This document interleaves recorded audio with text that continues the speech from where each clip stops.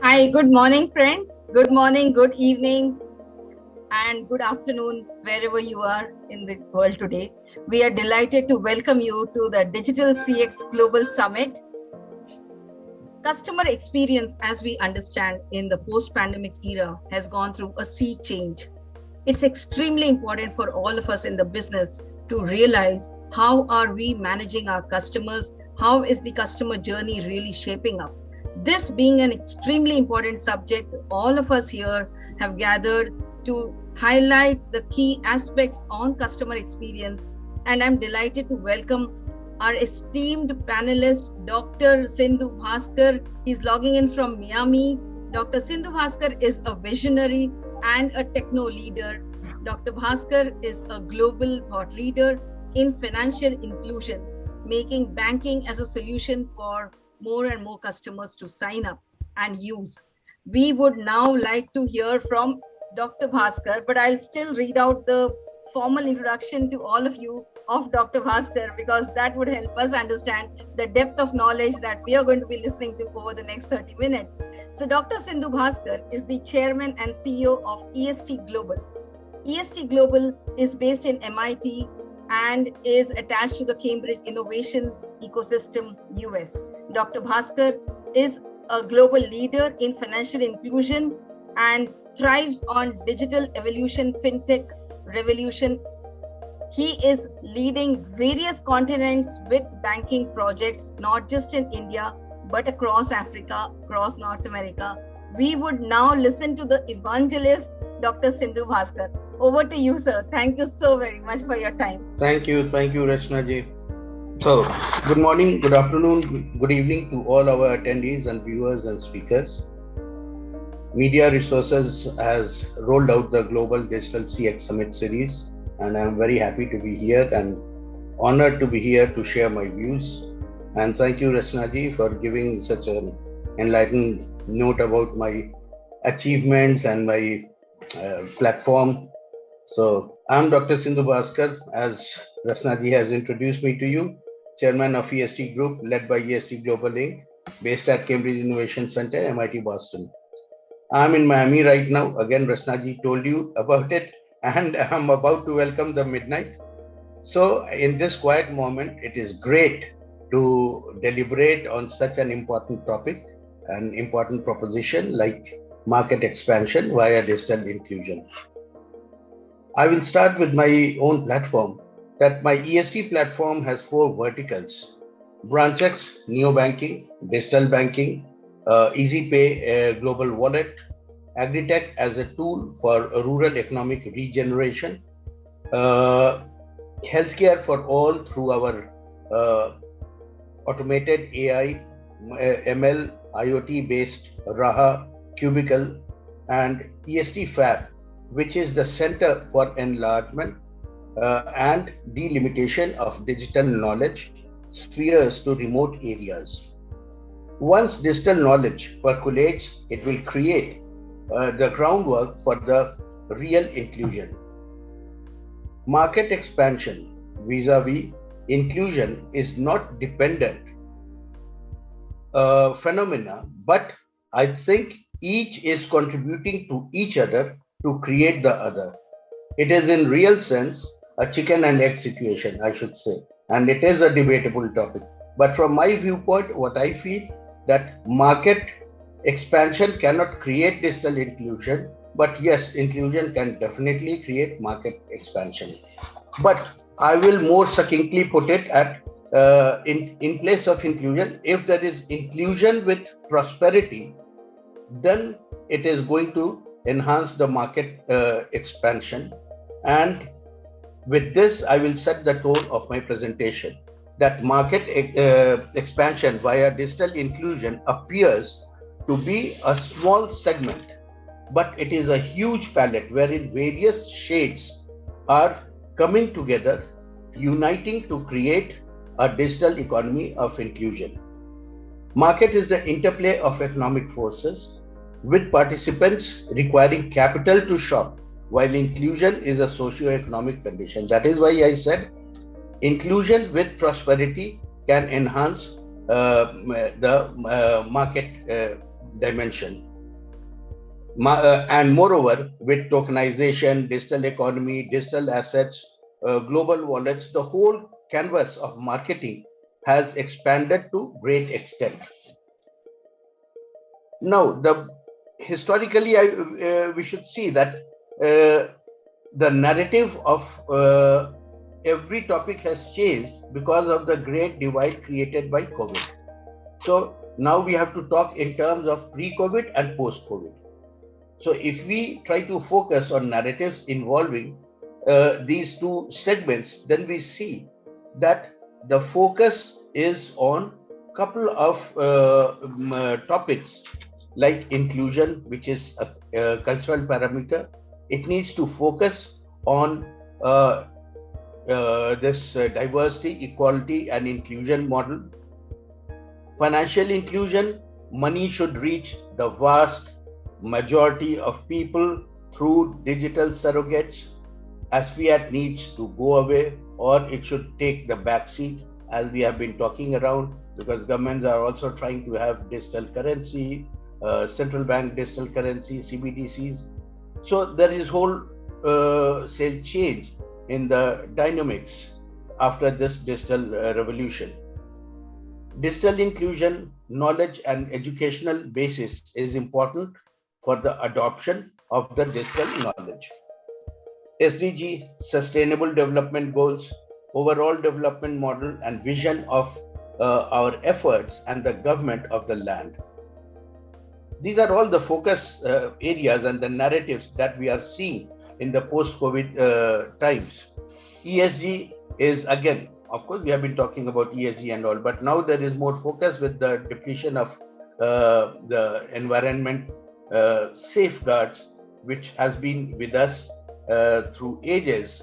Now it is depleting, so we have to be more focused towards environmental, social, and governance. So these are the regulatory frameworks which is available for the corporates, and they should try to use these guidelines to preserve the nature for all and equal opportunities to all. Because COVID-19, it has accelerated the deployment of new technologies of the fourth revolution. So it is reshaping how we work, how we shop, how we learn, how we socialize, and even go to hospital, doctors. So it has totally transformed our way of living and our life. It has become, and all those changes are threatening to become permanent, even though COVID has been under control. Now, the area after all this, I should say, the narrative is that the format of market is changing, commodities online and delivery system is changing, fintech and payment medium has changed, logistic patterns have changed, market has scaled to in all horizontally and vertically. Market management system, information system, MMIS has come up to read the market and to further explore the possibilities of expansion of market and to have more beneficial marketing tools so as to create more profitability for the participants who are shoppers or who are sellers. So sellers, buyers both need to be taken care of.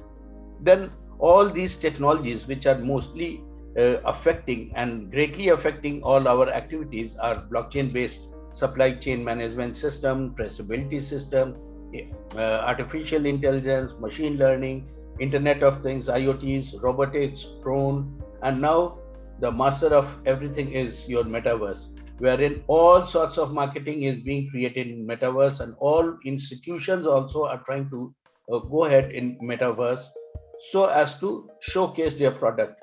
But again, we will see how these markets and how these situations are creating a different type of setup in the society also. Now, with multiple market models are available with these technological developments, and in our like agri system, we have created P2P, local market, district state market, national market, international market, and barter system. Now, in barter system, it is, we call it instant crop to cash conversion. So ICCC. Now, these markets did exist. It is not that we have created something new, but the connect was missing. So when you are trying to create an ecosystem which is going to be integrated and interacting to each other, all these marketing modalities and marketing techniques will make a difference, and they will make a real sense. And that is what we have tried to do. Now, the whole gamut of P2P, if you see, has changed. Before COVID, P2P means across the counter, over the counter. So it was physical transaction that we have been doing. But with all this digitization and technology that has crept in, what we are seeing and why we are seeing is because of COVID. There had to be a distance that had to be maintained. So physicality had to give way to distance, and to cover and to bridge that and cover that gap of distance, technology was there with their digital framework, digital marketing facility, digital wallets, digital display systems. So everyone could attend to all their needs and requirements, and there was nothing that they could not take care of. So this changed the whole concept of P2P. So now it is peer-to-peer, and peer-to-peer, it breaks all the shackles and boundaries that countries have created with their own regulations and different measures because of the digital wallets and digital system. That is why you see cryptocurrencies are under attack, because the value of money or cash that it was there with fiat currency, that is being transferred via digital mode through wallets, and it does not get restricted by the local legislations or regulations. That is why government is opposing it and trying to put different shackles on that.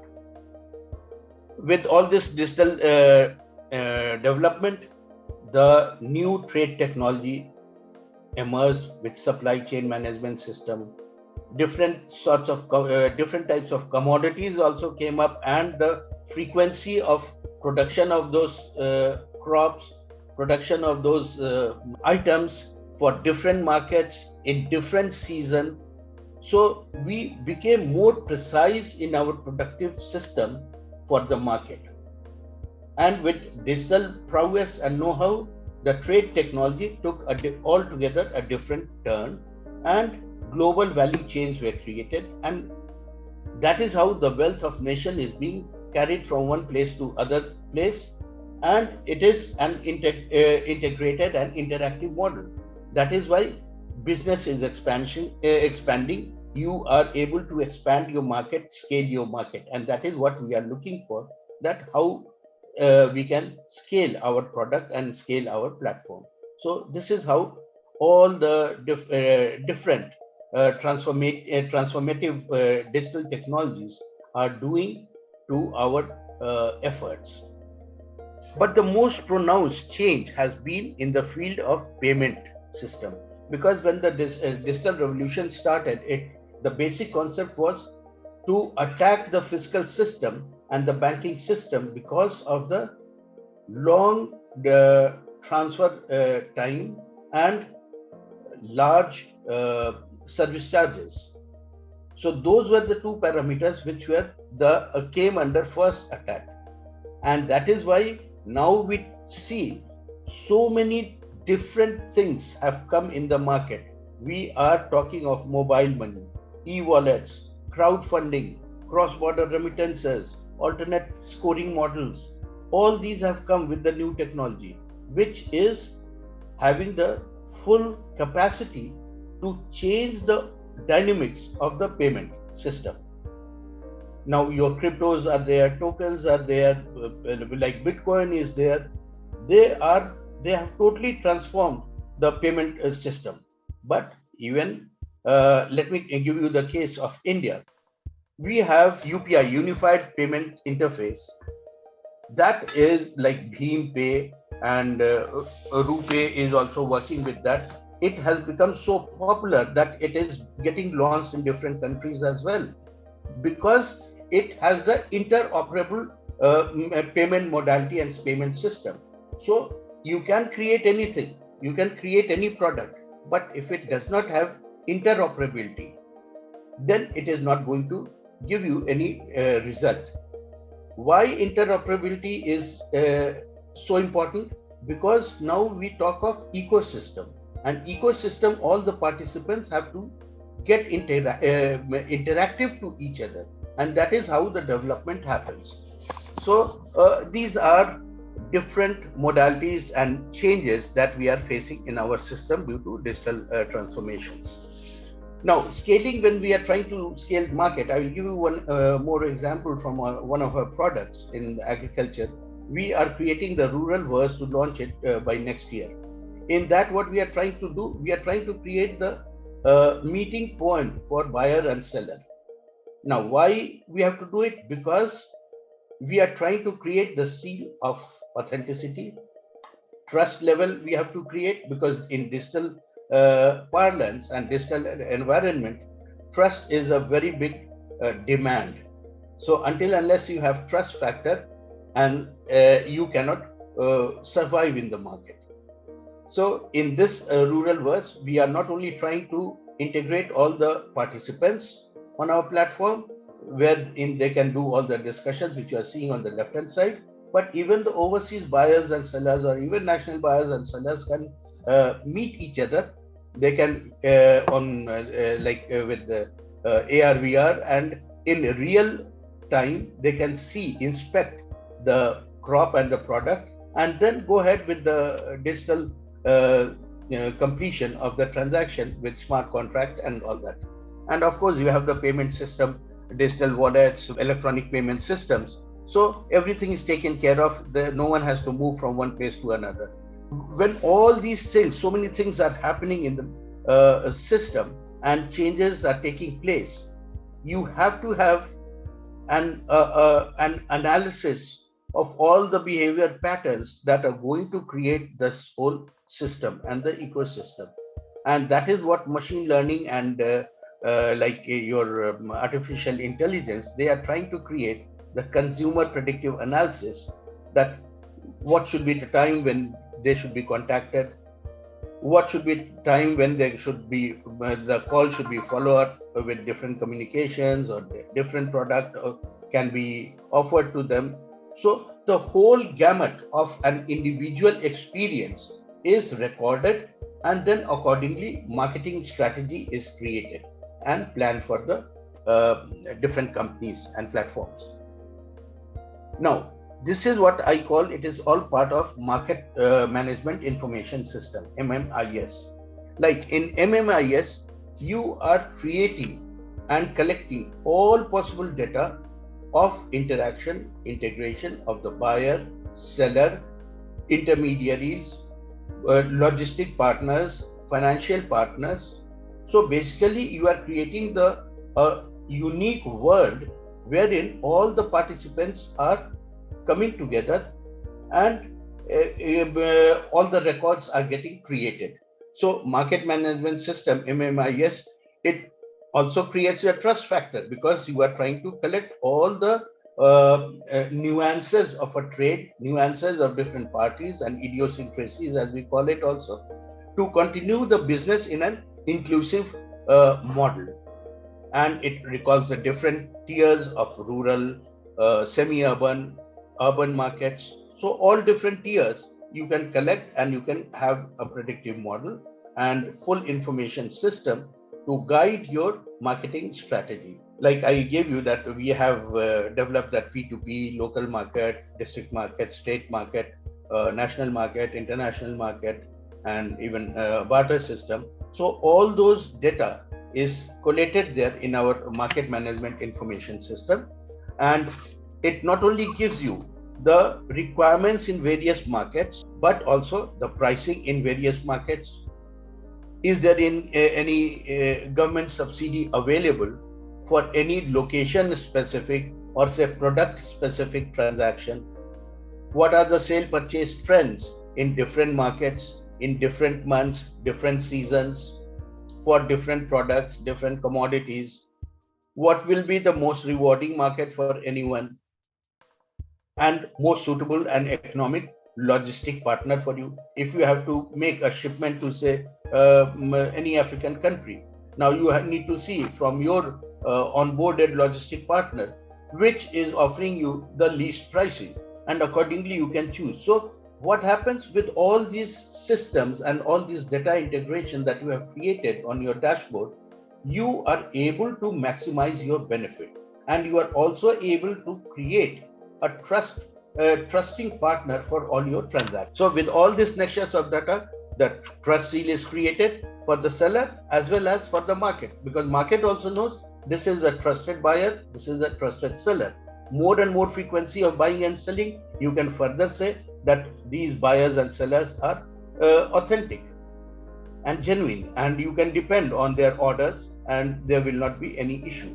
But when, like any system is there, it has its own nuances and its own problems and its own shades. So every activity has its own gray area.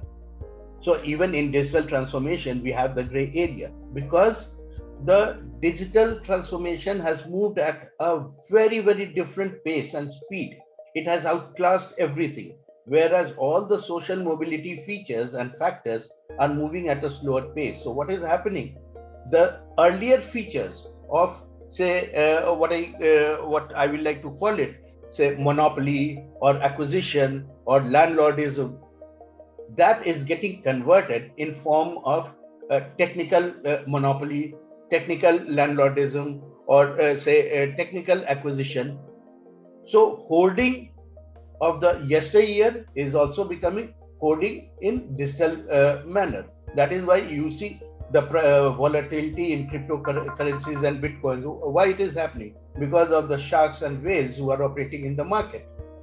So they don't respect that market philosophy and market system, and that accumulation pattern and accumulation desire creates the ripples in the market and troubles in the market. So these are the problems in digital transformation because of the unequal development, and moreover there is still unequal access to remote learning. So we don't have full access to share this knowledge.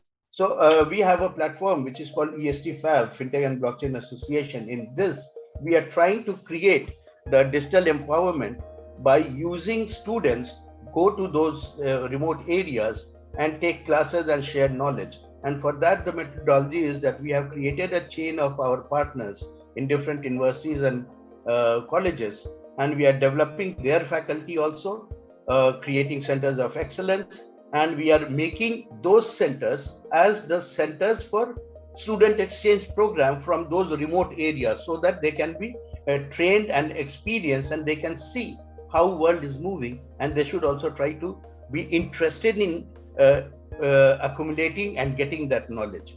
So these are the things what we need to do to bridge the digital divide and the digital gap that has surfaced in our market, or say in our society. But everything depends how interactive is our model. If you see these two pictures, you can see all the financial institutions, buyers, suppliers, technology providers, logistic providers, trade organizations, government and regulations, everything is connected to each other. Until unless we have a unison model in which everything is united and we are working in one particular direction, then only we can have a fruitful and very rewarding society and rewarding result, as a matter of fact. And you can see all different trade finance interoperability foundation, digital trade enablers, all these institutions and participants, they are doing their job, but everything is moving within this interactive model. So we have to become a big cosmos in which all different functions and all different activities are happening. Scaling of market has to have an inclusive development also. So there has to be a purposeful scaling of market. Now, again, I will give you the example of my platform AgTech, in which the whole composite banking is being used as a unified, secure, sovereign banking solution for the platform. And the platform stands on 4 organic legs. capital aggregation, capital utilization, capital replenishment, and marketplace. Again, you can see the fourth vertical is marketplace, which is very, very important, because if you are creating capital, if you are creating deposit, that has to move through marketplace, then only you can augment the value of your capital and you can increase the rotation of your capital. So this is all part of our agritech platform, and it is a huge platform wherein everything is under one umbrella, and we are trying to control all these different activities so that we can give it a positive direction and move towards inclusion for a definite result. And it should not boomerang on us, or it should not fail. So the whole ecosystem and the inclusive model runs like this, that the bank is there, which is extending all support through micro loans, money transfer facilities. In BranchX that is launched in India for the last 1.5 years, we have a fiscal model. So we have agent model of direct money transfer. So we call it human ATM. So they are connected to different rural areas, and if anyone needs any money or want to deposit anything, these agents are there. All the rural shops, they are our POS. So that is how we are trying to take the digital transformation to those areas, and we are incentivizing them to adopt all those practices. And that is why the charges are also the minimal, because if we are going to have a profit motive, then we cannot create impact, we cannot create inclusion, then it will be only plowing of profit. And you have seen so many microcredit facility providers, they had to wind up the shop, or they had to come under the audit of Reserve Bank of India, only because it became a tool for plowing of profit and using their capital to make more earning for themselves. And you can see one very beautiful concept here, rural exchange. So we have created this rural exchange. Of course, I have not executed it because it is going to be a part of a later version of AgTech. We are in the process of having the permission from SEBI. So this rural exchange is the source of wealth creation, and wealth churning of wealth is going to be done here. And these tiny rural industries, they have to come up as real rural industry with forex earning, that I have showed that how we are creating overseas connect, so that their product can go overseas and they can earn forex, and they can have their equity being traded on a rural exchange, because every area then will have its own economic development, and that rural economic development will be diverse from the urban industrial economic development, which is guiding every time, and it is in a way sucking it, so that rural economy is never independent in its development. It has to be guided and molded by industrial economy. That is why there is migration pattern towards cities, and here you will have home-centered migration. So with all this, you are creating a real wealth for farmers, and that adoption of digital technology and the platform is opening new vistas for them and expanding market. And also when they are connected to different marketplace, like through BranchX, we have even connectivity with Amazon and other Flipkart and all, so that they can convert their earning, if at all they want, to buy anything. So we are also taking the marketing factor to remote areas, but we have to empower them. We have to create money in their hand to create the market expansion. So all this is happening with that one black thing in your hand, the mobile phone, which creates the whole client digital journey. And that is the source of inclusion and empowerment and all sorts of expansion, be it health, be it market, be it insurance, be it participation in any other government program. Everything is through that mobile. So mobile has become the main carrier for all this digital journey and creating the empowerment and creating all the market.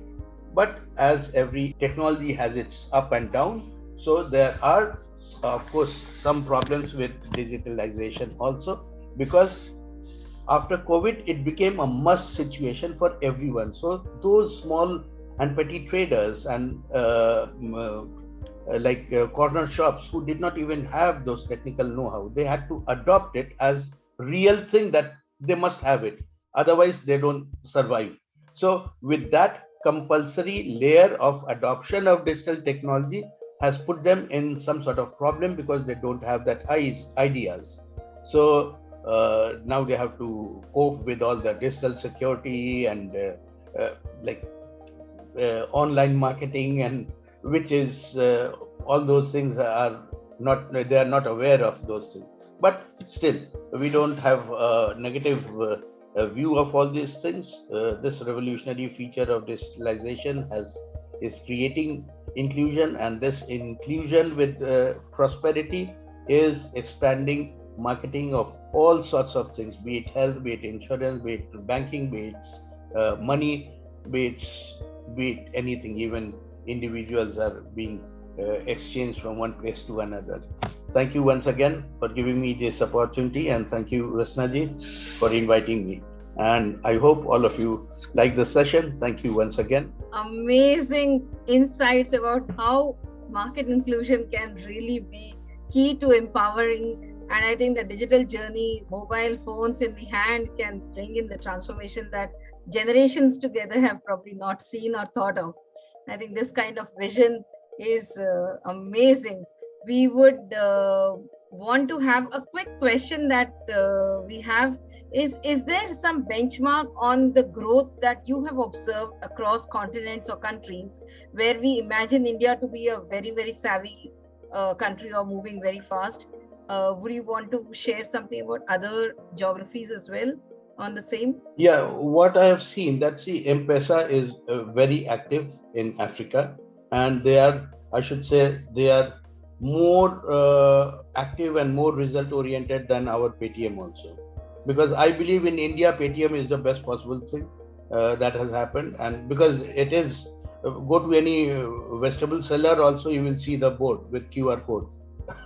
So taking money. So, but M-Pesa degenerated into profit making. Of course, they are differentiating their activities. They are going into adding new activities to it, but their interest factor is so high that it is failing to create that inclusion.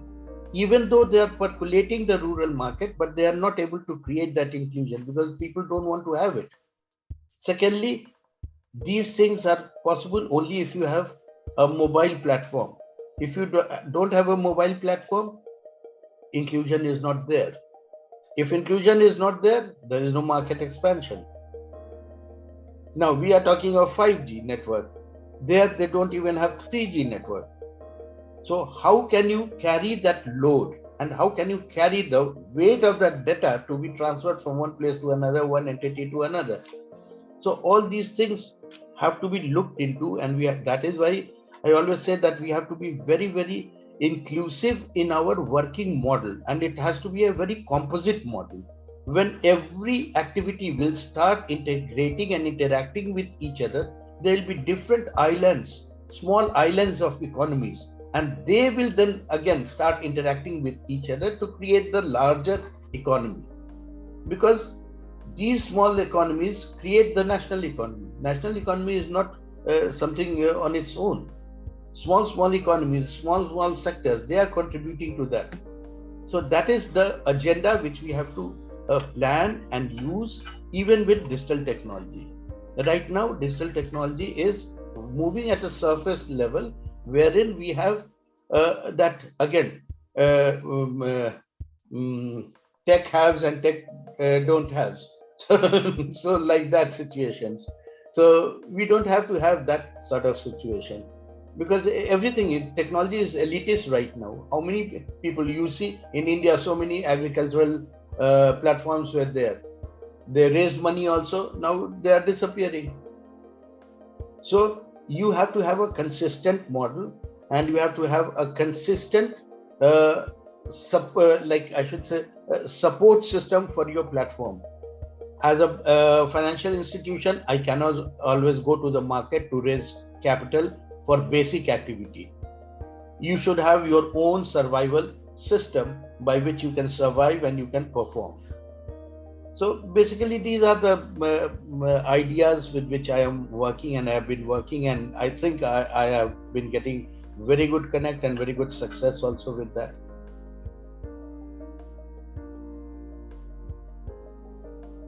Thank you very much, Dr. Bhaskar. It's been really enlightening to understand how in the post-pandemic era, customer journey can take things to really far away distances that we had not imagined earlier. I think, thank you very much. How would people want to connect with you? I think you're all present on LinkedIn, and if associates would want to join you or something, I'm sure you're Sure. always having a welcoming approach. Yeah. My presentation also had my email, phone number, LinkedIn, everything, so they can connect, and anything what I can do, I will definitely do. For all our audience, do connect with Dr. Bhaskar. Should you be interested in joining and figuring out how can you help in market expansion. So thank you very much for your time, Dr. Bhaskar. It's been a pleasure. Thank you so very much. Thank you very much. We are delighted. Okay. Thank you. Thank you all.